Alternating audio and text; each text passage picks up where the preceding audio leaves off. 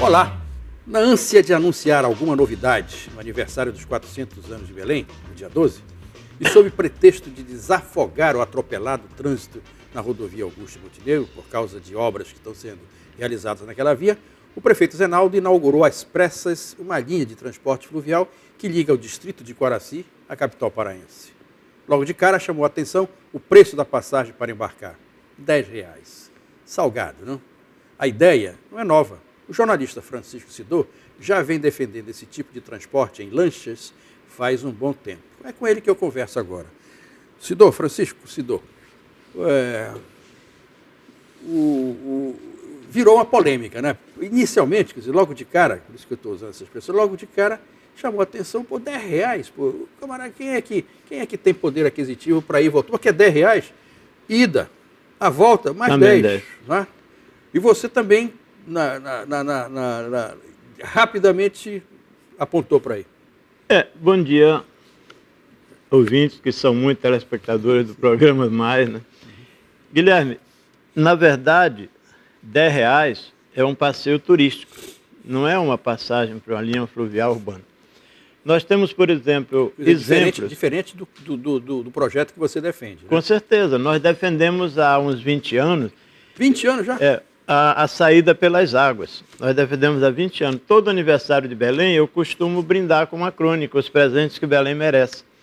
E dentre esses presentes eu sempre abordo uma linha fluvial urbana. Independente, mais essa alternativa. Mais uma alternativa independente de quaisquer outras intervenções viárias desastradas, como tem sido o BRT, por exemplo. Você observa que no Rio nós temos o sistema Cantareira desde 1924.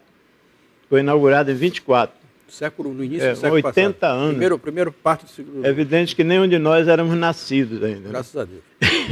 Então, em 74 foi inaugurada a ponte Rio-Niterói, mas as barcas foram sendo modernizadas. Hoje nós temos barcaças para 1.200 passageiros fazendo a travessia Rio-Niterói.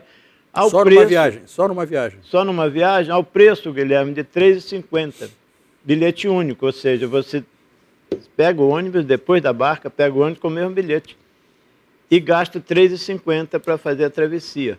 No caso aqui, se a pessoa sair de Coraci e for lá, paga os R$10. Para a universidade, para um estudante. Aí ele vai ter que pegar um ônibus e pagar, né? Guamá paga o ônibus, mais R$2,70, no caso do estudante é metade. Sim. Mas mesmo assim, R$2,70 ida e volta, mais 10, 20, R$24,70 por uma viagem para a universidade. O estudante que ganha uma bolsa, digamos assim, e que estuda de graça. O trabalhador também não vai ter condições, porque a R$10, como eu te falei, é um passeio turístico. Para o Combu é R$5. A travessia de Belém para o Combu, que é uma beleza. De lá você observa a cidade grande e vê aquele mundão de águas e fica se perguntando por que não navegar pelas águas em vez de pela Almirante Barroso ou pela Augusto Montenegro, totalmente saturadas. Porque as vias da cidade estão saturadas, porque nós circulamos hoje quase 700 mil veículos pelas mesmas ruas de 100 anos atrás. A frota de Belém é 700, em torno de 750 mil veículos, né? E a cada mês é uma média de 1.500 carros que são jogados nas mesmas ruas, as mesmas ruas de 40 anos atrás. A única as intervenções que foram feitas no tráfego, todas elas foram cosméticas, eu chamo cosméticas. Por quê? Um elevado na bandeira branca, que só de um carro, que apenas vai congestionar ainda mais o tráfego que deveria descongestionar. O viaduto da bandeira branca. Deveria ter passado um túnel por baixo, mas não foi possível porque houve uma briga entre o prefeito e o governador e acabaram a COSAMPA e acabaram não fazendo. O entroncamento. Os japoneses da JICA, em 1985, eu estava lá. Eu era um jovem repórter da província e fui a uma entrevista coletiva com os técnicos da JICA. Eles apresentaram um PDTU para Belém. O mais completo... PDTU significa, só para o telespectador ficar... Plano de Tráfego Urbano. Plano de Desenvolvimento de Tráfego Urbano. Esse PDTU previa, Guilherme, um anel viário no entroncamento, que acabaram fazendo um túnel que alaga e um outro viaduto por cima que não serviu para descongestionar o trânsito naquele complexo do caos, né? Então, o Alcir Meira projetou o anel viário no governo do Almir Gabriel, o primeiro governo do Almir Gabriel, mas não foi possível realizar porque, embora tenha saído a verba, houve, na época, a construção de uma Praça da Bíblia, com todo respeito, mas a Praça da Bíblia, os evangélicos não puderam ir lá porque eram assaltados. Então, realmente não havia segurança. Isso serviu apenas para evitar ou para deixar de construir o anel viário do entroncamento. Previa também esse plano da JAICA um anel viário em São Brás e elevados na Lomas e na Humaitá. Então, com isso, realmente haveria um corredor de tráfego descongestionado, que seria o Almirante Barroso. Para Iquaracy também se previa, na época não era BRT, eles chegaram a acenar com o metrô de superfície. Japoneses. Japoneses, na década de 80. Com o aumento do tráfego, eles sugeriam um metrô de superfície, que seria a única obra viável depois do trânsito congestionado para ser feito em Belém. Porque nós vimos aí o BRT, há 8 anos que vem tateando, e não sai do lugar. O BRT já consumiu quase 200 milhões de reais e o trânsito da cidade continua congestionado. Piorando, né? Porque ele aumenta não há Exatamente. Solução, aumenta o número de veículos. Aumenta. Aliás, esse negócio de veículos, eu só fazer uma observação. Numa cidade, num quarteirão, por exemplo, que tem casas, aí uma construtora constrói um edifício. Aí enfia ali um edifício de 20 andares. Todos têm carro. Só faz aumentar a frota. Mais de um carro. A rua é a mesma. Mais de um carro. Claro. Não para. Todo edifício que sobe são moradores que têm carro. Mas a rua é a mesma. A rua continua a mesma. E o pior, estão tirando os estacionamentos, até por uma questão, realmente uma necessidade de evitar o estacionamento para que o trânsito possa fluir um pouco mais. E ao tirar o estacionamento, ninguém investe em edifício garagem em Belém. Os empreendedores não investem, o que seria um grande negócio. Retira os carros de uma lateral, né? Proíbe o estacionamento na lateral. Só tem uma garagem, você tem 2, 3 carros, eu não, mas quem tem 2, 3 carros, né? Sim. Aí tem o filho que já é rapaz, a moça tem que ter o seu carro. E onde colocar tanto carro? Então, na verdade, Augusto, a saída sempre esteve pelas águas. Mas ninguém é pai da criança dessa ideia, ninguém é pai. Essa ideia, e os índios nos ensinam aí há mais de 500 anos. Com as canoas. Lá eles não têm tartaruga do asfalto, não tem cocada baiana. Uhum.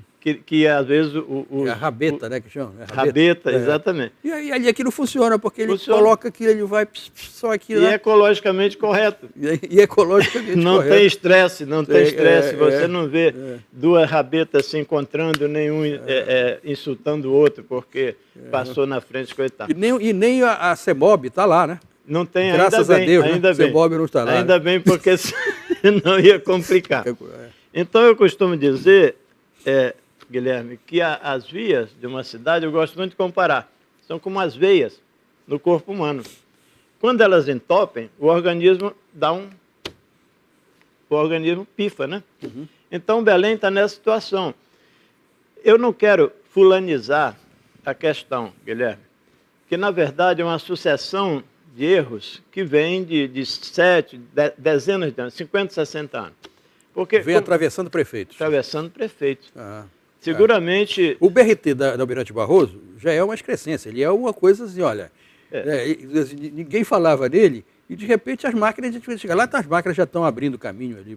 E outra coisa, Guilherme, o BRT, pela própria concepção, deveria ser uma via expressa. Como chegar a colocar 4 estações na Almirante Barroso, sempre um ex-prefeito. O Dulciomar fez aquela estação, o Dudu. E aí, sabe onde estão essas estações? Num galpão. Quaracy, perto de Quaracy. Perto de Quaracy. Totalmente degradado. Sucatas. E aquelas, chamam aquelas muretas, que chamam até, tem um nome, New Orleans, chama. Elas estão todas lá também no depósito da prefeitura, lá perto de Quaracy. Inservíveis. Segundo dados que me foram passados, gastaram 44 milhões na base do BRT, que inclui aquelas muretas e as estações. E a pista. E as estações. O BRT, Guilherme, já surgiu com atraso de uns 20 anos em Belém. Porque, na verdade, Belém, pelo projeto dos japoneses, caberia no futuro, isso nós estamos em 80, nós estávamos em 85, no futuro eles previam que no ano de 2010, então distante, né, Belém poderia ficar travada a continuar os carros entrando nas mesmas vias. Sugeriam novas vias, como a João Paulo II. Que, aliás, está patinando ali. Patinando, né? Há 20 anos. E também a Independência, que foi concluída, né? Eles previam isso. E, além dessas outras obras, previam novos corredores de tráfego. E alertavam, se não forem criados novos corredores, a cidade vai parar, travar. Parar era muito forte. Travar por volta de 2010. Nós estamos em 2016. Então, o que eu sempre coloco, sem querer ser o velho do Restelo, sem querer ser resmungão nem pertinente, eu coloco que Belém merecia gestões melhores, inclusive no tráfego. Pessoas que pudessem viajar e não ficar na tentativa e erro de soluções cosméticas. Por exemplo, se fossem ao Rio, veriam o sistema Cantareira como funciona.